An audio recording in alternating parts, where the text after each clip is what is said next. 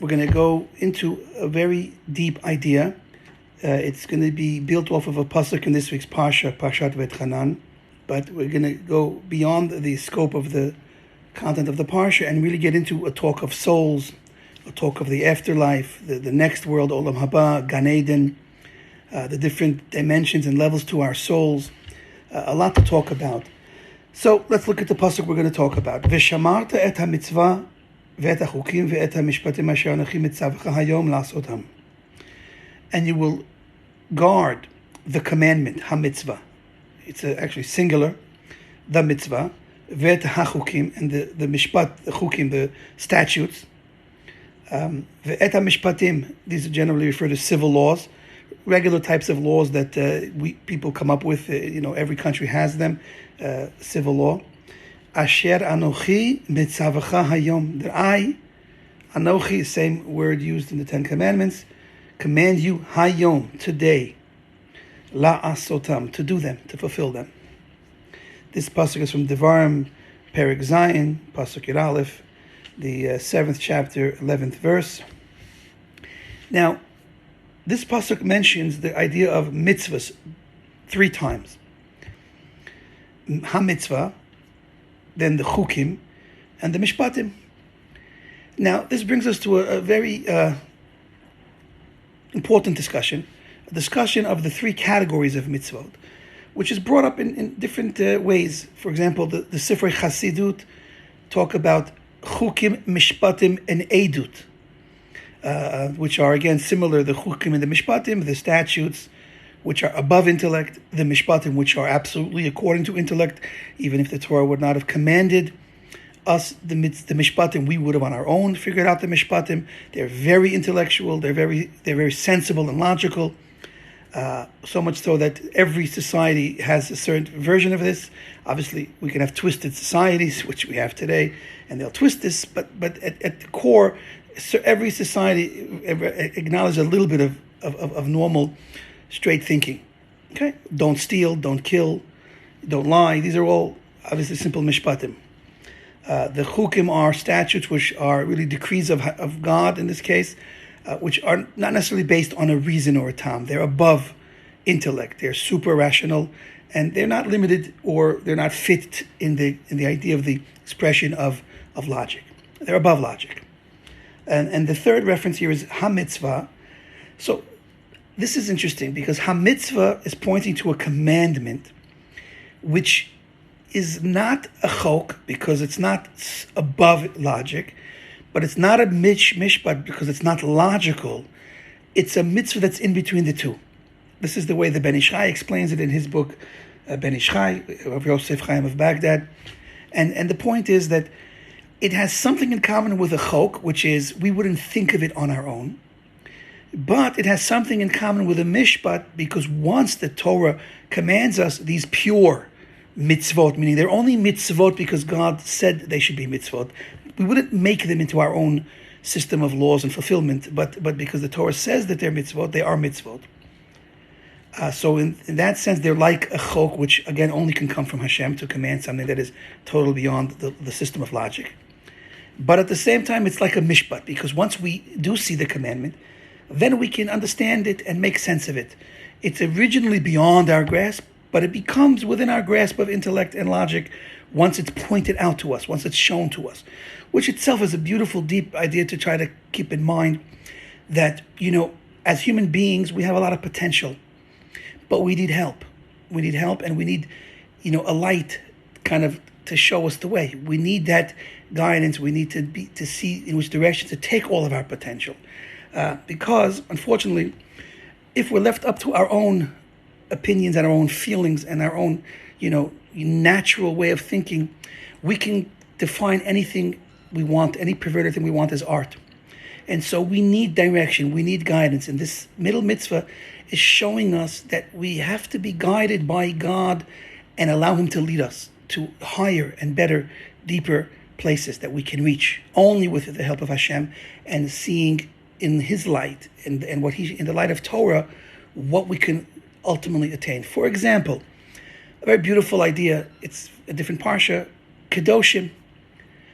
The mitzvah of Kedoshim to you is not logical at all. Why should we be holy? Because God is holy. God is God and we're flesh and blood. We are just the next level of animal. There's no logical conclusion without God pointing this out to us, that we could or should be holy like God.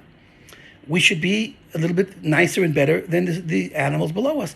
Like, take the best sports car in the world, the McLaren, the Ferrari. That's just a car. It's another piece of metal with 4 wheels that just goes, take you from place to place for $1 million compared to a beat-up Chevrolet, which they're probably giving away these days, these old Chevrolets. So you can't compare, but you can compare. And so to the human being, unbelievable, the uniqueness of a human being, a simple human being. We're not talking about a holy, angelic human being. We're talking about a regular human being. Unbelievable, the cunning, unbelievable, the brains, unbelievable, the way it can function and move and think and free thinking. And of course, the way every part of a human being works, the eyes, the ears, the nose, it's unbelievable. It's unbelievable. The mouth, it's a body part that both consumes food and it also expresses all of the ideas which are held in our heads. Otherwise, they'd be trapped there. Unbelievable, the human being.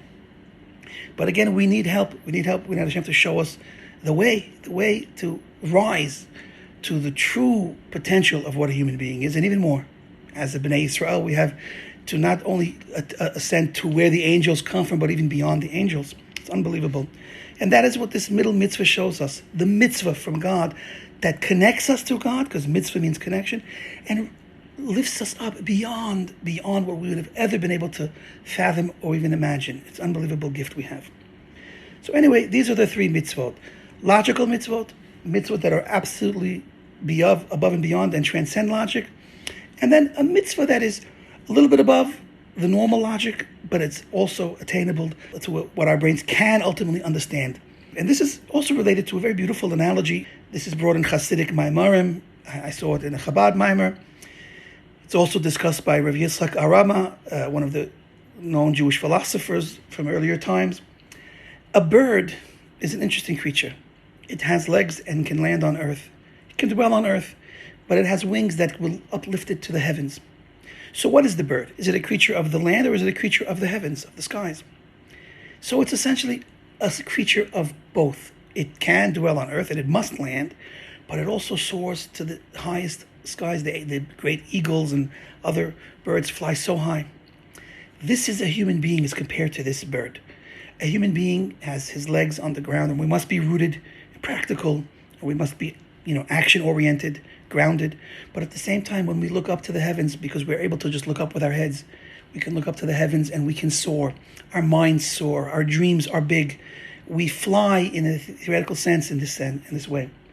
And this is another understanding and appreciation of the middle mitzvah that brings us above and beyond the norm, above and beyond the logical and the natural. But at the same time, we have to come back down and also be within the logical and natural. And a creature that kind of brings together the supernatural and the natural is what this mitzvah is. And it's the connection we have with the mitzvah, a connection we have with the commander, with the Mitzvah Hashem. And it's this unbelievable ability to be, on the one hand, transcend limitations of nature and the physical, and at the same time be within the limitations of the physical. A taste and a piece of infinity and finite at the same time. This is a miracle, the miracle of the human being that is a Jew that is commanded to do the mitzvot and to connect with Hashem in this unbelievable way. It says the Ben Ish Chai in his drasha in Parshas Va'Etchanan that these 3 mitzvahs, with these 3 levels that we mentioned, correspond to 3 body parts: the eyes, the nose, and the mouth, one above the other, or one below the other. And the mouth is where taste is, the nose is where there's the idea of the scent, the smell, and the eyes have this unbelievable pleasure of sight. These 3 mitzvahs correspond to these 3 pleasures that we have, physical pleasures. Again, food and the taste that we have when we eat the food, the smell, taste of smell, which is a non-physical thing. It's higher than the food. And then sight, which is the highest level of pleasure that we have in this world. Now, a body and a soul that function together, we have to understand there's always going to be the physical part and the spiritual part. It's a fusion of the two. The physical activities we have and the physical pleasures that we partake of are just one level of what's going on. The same way that we have physical taste we have spiritual taste. We have even higher levels of the taste. Even the word ta'am, which is taste, is also the same word for reasoning. And there's an intellectual pleasure of taste, with all the different ways we can appreciate things with our mind. On a spiritual level, there's also an idea of taste. There's also the idea of smell. The essential hana of the smell is the soul. The soul benefits from the reach, the smelling. This is brought in the Gemara. And then, of course, sight. Sight is, without sight, what would life be? A blind person is compared to someone that's not alive. Sight is unbelievable, but there's also spiritual sight. There's actually physical sight, intellectual sight, and ultimately spiritual sight. It's the highest level of pleasure that the soul can benefit from. And Gan Eden is what we're talking about now, a world of only the soul. When a person's life is over in this world, it's not a real death. As we see with Sarah, Chaye Sarah, she's called alive in her death because the soul lives on after the death of and the separation of body and soul, and it goes to a higher place. That's Gan Eden. And there's levels of Gan Eden. Nothing is simple. Nothing is simple. God could have made very simple things, but he decided to make the idea of simple and complicated all together in one. Magnificent he made. Not simple, not great, but magnificent. There's a low level of Gan Eden. The lower level of Gan Eden, says the Ben Ishai, that there's still a level of physical body that actually exists in Gan Eden, which we said is a spiritual place, where the physical body that we know in our lifetime doesn't go. The physical body is buried under the earth. But there's a absolutely refined, in a perfected, refined, subtle state of physical body that exists on the lower level, the lowest level of Gan Eden.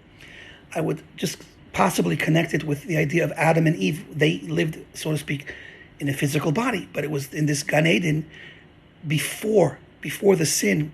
Their bodies were much more spiritual and lofty, more like maybe the soul that we compare to today. So this is Gan Eden. There's a body that you exist in the lower level of Gan Eden, which has this pleasure of taste that corresponds to the physical taste we have in this world, but it's much higher, much deeper. Then there's the higher level of Gan Eden, which is really the soul, where there's no longer this level of even the spiritual body that we're talking about, which is almost soul-like, but not the same level as the higher level of Gan Eden, where there's the pleasure of the soul. And what the soul takes pleasure in this higher level of Gan Eden is from the reach, from the scent, from the smell. And that's a higher, more pristine level of pleasure and hana. The third and highest level that we speak about in Gan Eden is the sight, the pleasure of sight, where the sages to speak about where the soul doesn't eat or drink. It just sits there and basks in the rays, the glorious rays of light of the divine presence. And this is the pleasure of sight, the spiritual sight, the highest level of spiritual sight we can attain until the times of Mashiach. Again, as we said, these three pleasures, sight, smell, and taste, correspond to the three types of mitzvahs. The mishpat, which is the lowest level, which seems to correspond to the commandments that make sense, that we would even come up with our own logic. And again, that connects very nicely with the idea of tam and reasoning. Taste and reasoning are the same word in Hebrew. Look how precise and wonderful the Torah is to show us this depth. Reach is the next level. It's the level in between the body and soul. And this is a level which is not as physical, but it's also not as spiritual as sight. And here is what we're saying, this middle mitzvah connection, where there's the idea of it's above, while it's at the same time within intellect. And that's the idea of scent. Then we have sight, which is beyond anything, corresponding to the chukim. The chukim are the highest level of God's commands, which are so beyond that they cannot fit. They do not come packaged in something that can fit in our brain, which brings me to a saying I love to say. Judaism 101, God is bigger than your brain. Ultimately, every mitzvah, even the mishpatim, even the simple mitzvahs, have their own depth to them. And in their core root, their origins, all of God's mitzvahs are beyond our brain. But what we can appreciate in this now is this unbelievable depth and beauty that can make a day like it's our first day. Like every day is a new day, every day is a powerful day. And that's also hinted to in our verse, Hayom. Hayom is today. We have to connect with God and His mitzvahs today as if today is the only day. And in essence, there is only one day that exists. It's the day Hashem makes right now. There is no other day that exists in reality. There's only Hayom.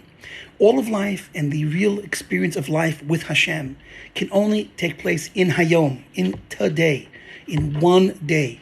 It doesn't work with putting 2 days together or 3 days together. It doesn't work with trying to live in the past or living in the future. You can only handle and hold one day at a time. And that's another idea in this pasuk that says, Ha-mitzvah, it's the totality of this connection with Hashem. With Hashem is Hayom. It's today. And only today, and today is alive, and today is new, and yesterday's dead in a certain sense, and tomorrow has yet to be born. This is what we're speaking about here. Okay, with all of this, I think we will appreciate a mind-blowing story. There was a great rabbi named Matya ben Charash. He was very careful about protecting his eyes. Stories brought in the Midrash. The eyes is everything we have. It's the most cherished thing that we have, our eyes. And you'll see here in this story. So essentially, he was very careful to guard his eyes beyond the norm. And the Yetzer Hara was watching him and his behavior and how exemplary he was in guarding his eyes. Mamish walking Vayima'en, guard your eyes video. And the Yetzer Hara, the Satan in this case, went to Hashem and said, who is this person to you? And God answers, he's a tzaddik gamor. He is an absolute perfect tzaddik. Then the Satan says, let me test him. Let me test him and see if he can really stand up to the test. And Hashem gives him permission to go test this Matya ben Charash. And he comes in the form of the most beautiful woman we don't want to imagine. We shouldn't imagine, and hopefully we'll never have to imagine. And this is the test that he was given. And this great rabbi finds himself looking in all directions, trying to avoid this woman that is, I can imagine, something that is, talk about, noticeable, something that you can't not notice. And he sees that it's too much and it's impossible for him not to be affected by this person against his will, and says to a student to bring him a stake, a branding stake that they would brand animals with, and he takes it and he burns his eyes to the point where he has no more sight. And at this, even the Satan, the Yetzer Hara, it's all one entity, is jaw-dropped, so to speak, is in shock.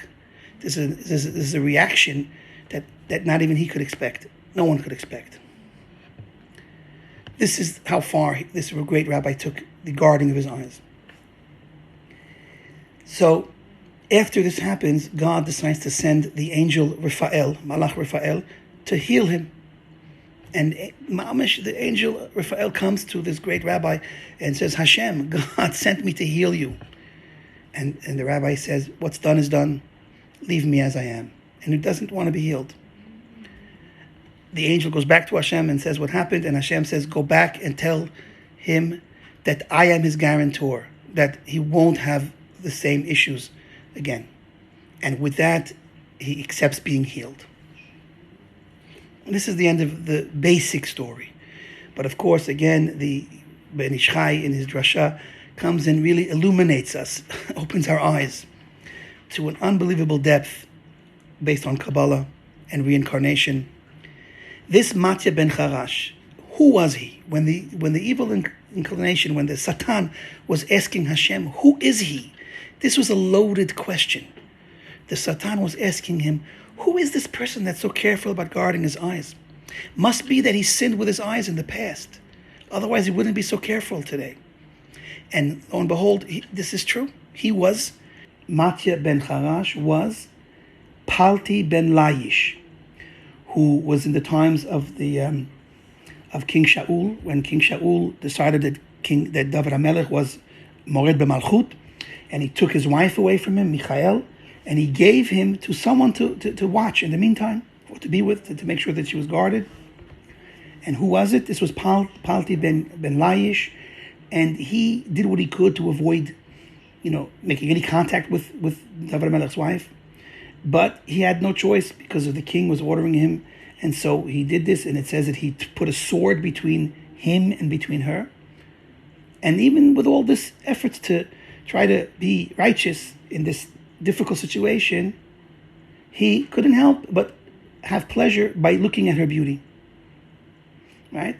Now, the Ben Ish Chai writes here, based on Sanhedrin, that he should have said no. because in this such a situation, we are not obligated to give kavod and listen to the king. But he didn't. He said yes. And by, so to speak, against his will, he saw the beauty of David Melech's wife, forbidden to take pleasure from someone else's wife and to have pleasure. And I guess she was very beautiful, so he had no choice. And this is his sin from a previous life. And this is the sin that he was given now an opportunity to fix as Matya ben Charash. And this is what the Yetzer Hara meant. I know he fell with this great mitzvah, and I want to test him, and I want to get him to fall again, because there's nothing that the Satan loves better than is to take God's greatest tzaddikim and try to get them to fall. And we all have to take an unbelievable lesson from this story. When there's a challenge that we feel is so great, well, let me make it very simple. God doesn't waste a great challenge on someone unless he's great. Whoever's greater, whoever's bigger, his challenges are bigger. And it's interesting. We talk about a generation, today's last, hopefully, generation before Mashiach. We talk about how low we are. We talk about how nothing we are. But you know what? I think that there's a big contradiction here. How can we be so low? How can we be so nothing? If we're just midgets standing on giants and we're nothing, then why do we have such challenges? Why do we have the most dangerous, the most insane amounts of nisyonot, of challenges, wherever we turn, everywhere we turn? Like this Matya ben Charash. Everywhere we turn, there's something that's getting in the way, dragging us down, hurting us spiritually. Everywhere you go, you have to... We almost have to close our eyes to the entire world the way it is today. And then we're forced to do this like balancing act, getting involved in having internet because we have to be on the internet, but at the same time trying to navigate through it unscathed. And it's unbelievable. It's crazy world, crazy life right now. So I would like to suggest that I don't think we're midgets standing on giants and we're nothing and we're not capable of anything. If we weren't capable of anything, then God wouldn't have thrown at us the greatest challenges that no generation has seen. I think we're giants standing on the shoulders of giants. That's what I think we are. And I think that we all have to die fighting, live trying, because the challenges we face are our opportunity to taste and to get involved in the greatness that we have within us in potential. And it's for Hashem. Hashem created us for this, not to fail. The ending of the Jewish story is not a failure. It can only be a triumph. It can only be a miraculous, be against all the odds, against all the nature, against everything and everyone. A win. Unbelievable. That's all. That must be our future. We must be able to stand up to all these tests, these crazy tests in a crazy generation. And we have to be even more crazy. They talk about the idea of a craziness of holiness. And we can do it. We will do it. We are doing it. Anyhow, this is the story. This is the story. And we have to say, look, this rabbi understood. If he doesn't fight in this reincarnation, he's going to have to come back in another one. And we have to know there is no failing and there is no losing. Because even if you lose, you just have to come back again and do it over. That's life. You can't lose a Jewish neshama. And we have to achieve that place next to Hashem in the Olam Haba, an eternal Olam Haba. We have to be there. We're going to be there forever, with the unbelievable gift of the sight that ayin lo rata, that no eye has ever seen. Zulatecha Elokim. We're going to see Hashem as much as a creation could see Hashem. That's where we're all headed. That means we have to work on our holiness, our purity. And even if we fail and we fall, we have to get back up. And even if we can't get back up, we have to know that no matter where we are, it's not over. It will never end that way. We cannot give up on ourselves because Hashem will never give up on us. And there's nothing gained by giving up. You just have to come back again, which is even more risky. And that's another lesson we see from this great rabbi. Not facing the challenge and not going all the way and more only will cause you to have to come back again and take all those risks all over again. We're here. We have to fight now. And we will win. We will win the battle. We will win the war against our enemies, against the enemy within, against the enemy without. And we will merit Olam Haba, or Haganuz, Ayin Lo Rata. It's all right in front of us, right now.